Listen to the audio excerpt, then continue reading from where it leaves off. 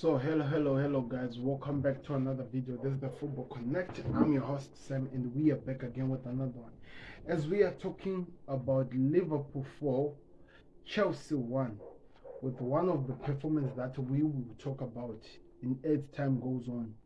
What we saw today, it's crazy. How can a team have 28 shots, 13 of those shots on target, and one player has 4 shots, he's the crossbar, and somehow the other team is robbed of a penalty? I actually feel it was a penalty, not penalties. It was a penalty, one penalty, and it all happened in one game. And the 4 goals are scored where a 20-year-old right back who's actually playing as a cover-up of the actual right back comes in, have his first goal by the end of the Premier League, and 2 assists in one game. And you can try to make the sense out of however you look at it, but this happened today in the Premier League. We saw Chelsea being humbled by Liverpool at Anfield, 4 goals to 1 goal. That's how it finished.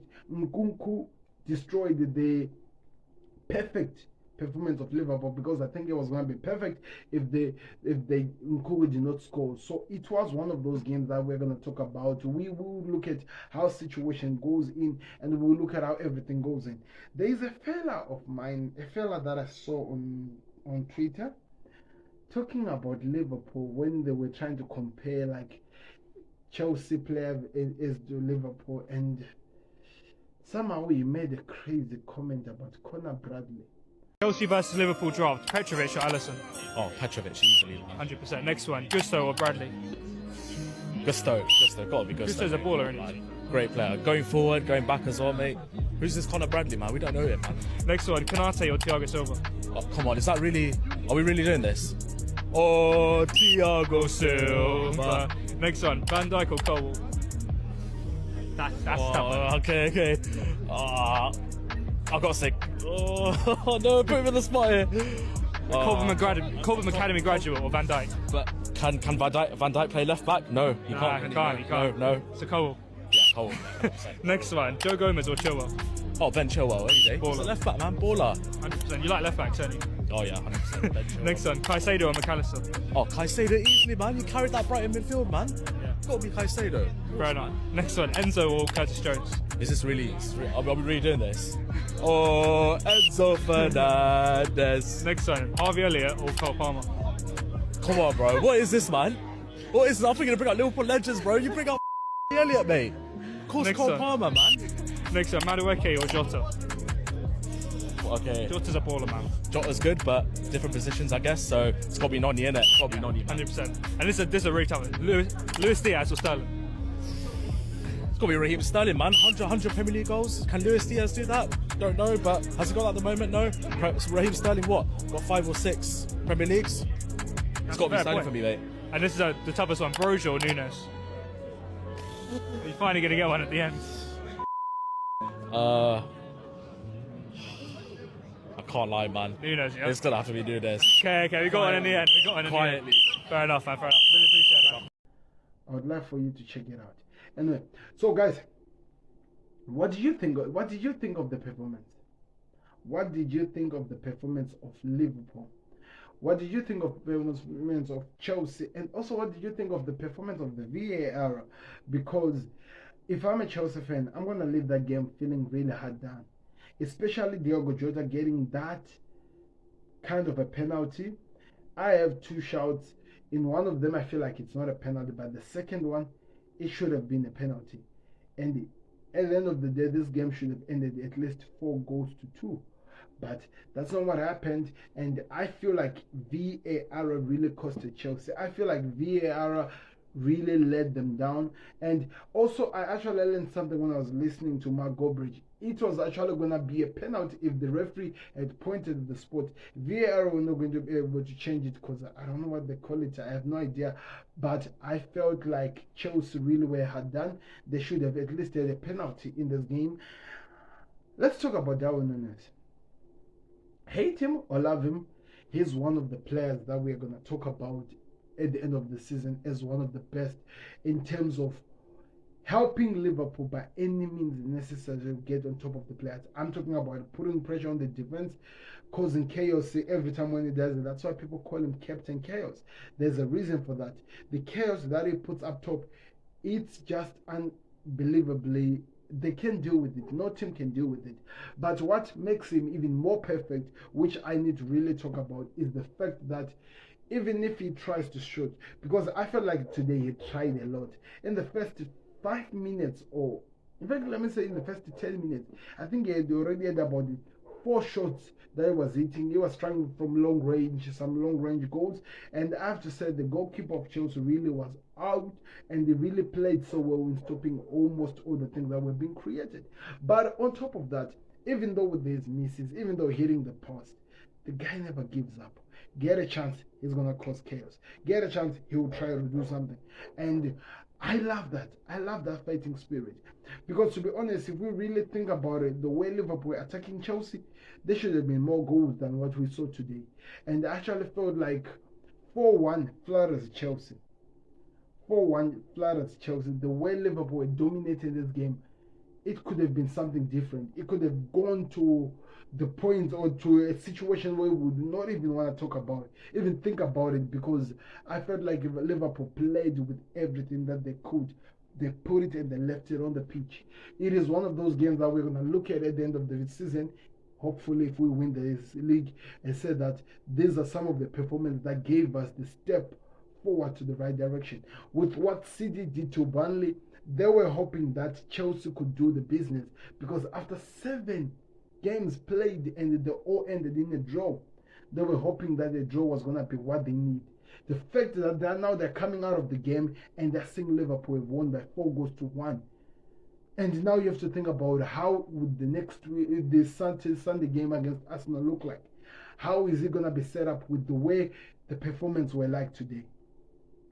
There's a lot of things to talk about, really. To talk about how the front three keeps firing, even though we don't have the main man. Let's talk about also Diogo Jota. I actually was afraid that he could pick up an injury because some of the ball carrying things he was doing in the game, the way he was moving with the game, I was really, really worried. When he fell down for that penalty, which, by the way, I felt like it is very similar to the Nkunku penalty shot that Chelsea should have been given. I actually thought he was really injured, but I think he was okay. He was able to continue, and Klopp did so well to take him out. But the goal he scored, the first goal, the way he was able to take from the ball from Conor Bradley, move with the ball, and went straight and scored that goal, that was out of this world. And the fact that the defense of Chelsea actually watched the guy pass in between them and go score a goal, that has to scare you if you're a Chelsea fan. Because we talk about, okay, how much the referees have robbed you, because I feel like most of you are going to be running to that. But what really did you offer in the game if it was an individual brilliance we saw from Nkunku? What exactly did you offer in the game? Because for you to talk about your performance being good, doing something special, you should give us at least a performance that gives something that symbolizes that the referee really robbed you and would have done better.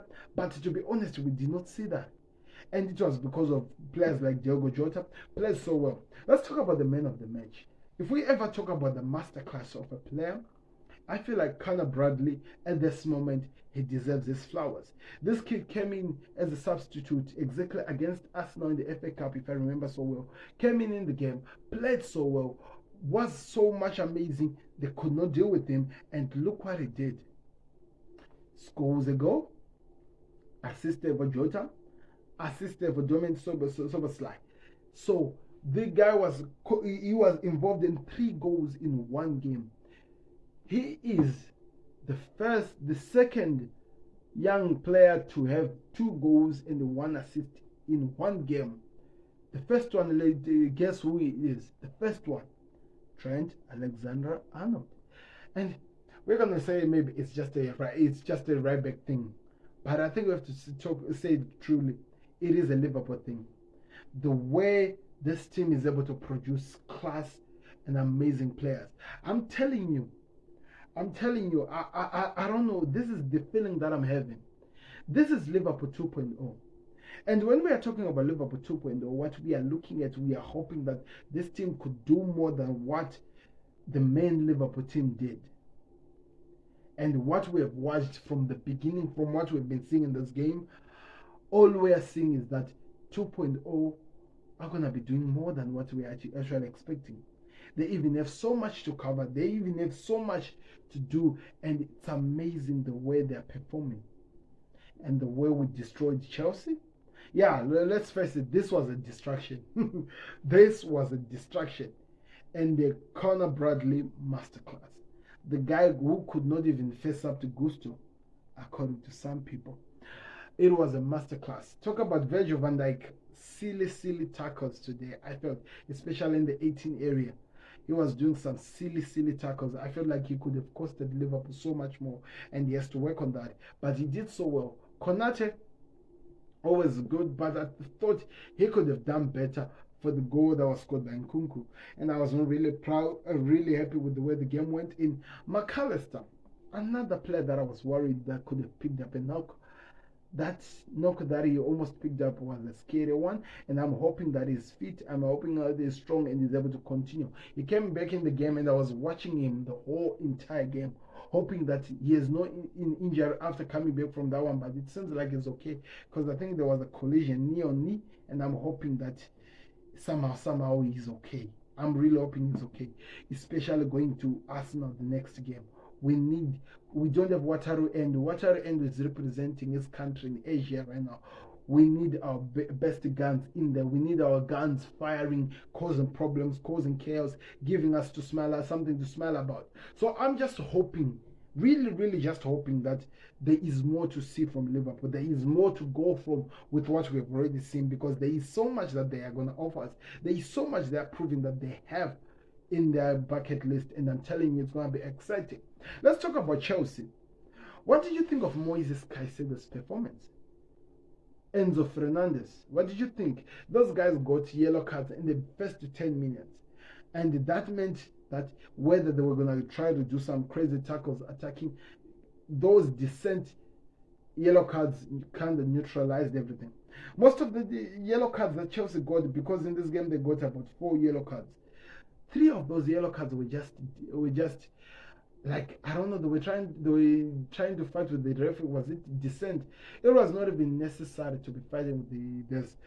That one has got a yellow card. I think he got it because of blocking the ball from Chelsea, and as well Konate. I don't know really what he did, but he got a yellow card as well. So that has to change. Something has to be done. Something has to be done, especially if these guys are going to be there. Remember, in the next month, Chelsea and Liverpool will be meeting in Wembley. If there is that performance, then there's a problem. If you saw Liverpool playing with you without Mo Salah in it, without so many players in it, and you give us this type of a performance, then I'm really worried for you, because you never know what Liverpool can do, especially with those stars. Especially with now us knowing that Klopp is leaving. Especially with now it feels like every game that we're playing, it's a final. It's crazy. 4 goals scored today. What a masterclass. And I'm really proud of Conor Bradley. I'm hoping that he does something. I just saw a funny meme that I saw where they were showing Joe Gomez. They didn't really show Joe Gomez, but they just put a picture of somebody and said that Joe Gomez, looking at Conor Bradley, already scored this goal and he hasn't even managed to do something. I was actually laughing because it was really funny. But I'm hoping that we continue doing these things. Because at the moment, to be honest, Conor Bradley and Joe Gomez have not done anything to not deserve a start in this Liverpool squad. Everything that they're doing is perfectly well. One thing that I'm going to critique today that I was really not happy about with Liverpool was Klopp's decision to take out 4 players and put 4 players in the game, because that's where the goal of Chelsea came from. It forced Liverpool to come back down. I think I actually saw a period of about 15 minutes where Chelsea were controlling the game, and it could have hurt Liverpool if they had players who could actually convert the chances that they were creating. But this is it. If he had done that perfectly well, or even normally, I'm telling you, this could have been a different game. But I don't know. I want to hear from you guys. What are your thoughts in the comment section? How has this Liverpool team surprised you? What can 2.0 do that the main team has not done? Because I have this crazy tech.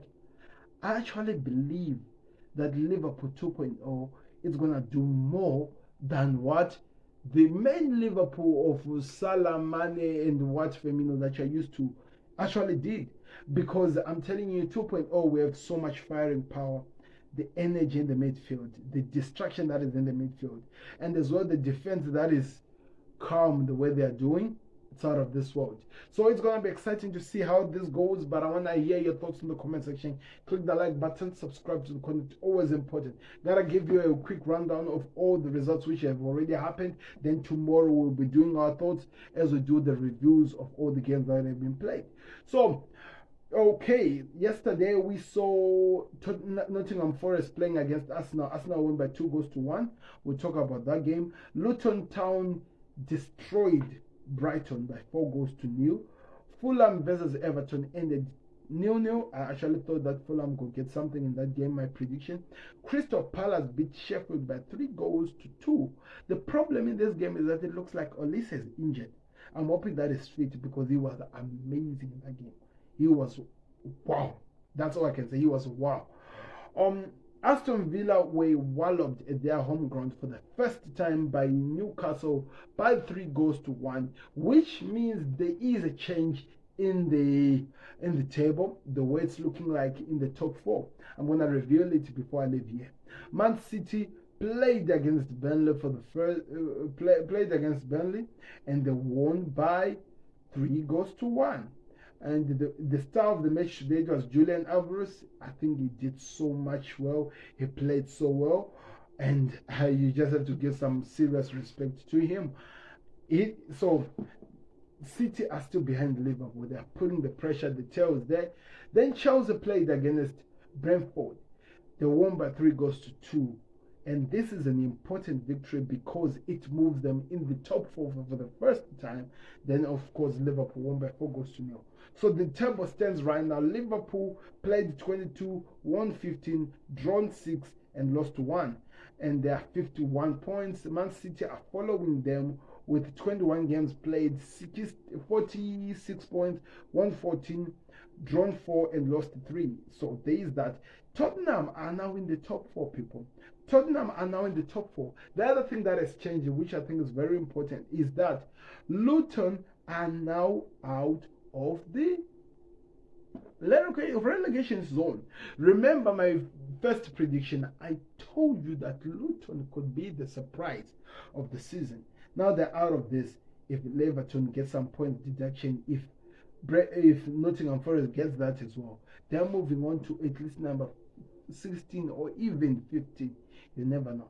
So let me know your thoughts in the comment section, guys. Do me a favor, click that like button, subscribe to the Connect. Who was your man of the match? Mine was Conor Bradley, and I'm really excited for the youngsters. I can see the future is gonna really be bright for this young kid. There's so much to do, and it's exciting. So join me as well tomorrow as we do a quick. Whereas we'll be doing the review of all the games which were played in this week, which is, let me cross check that again, week 22 of the Premier League. Think about 16 games left now. I'm out, people. Like the vid, subscribe to the vid, and we are out. See you on another video.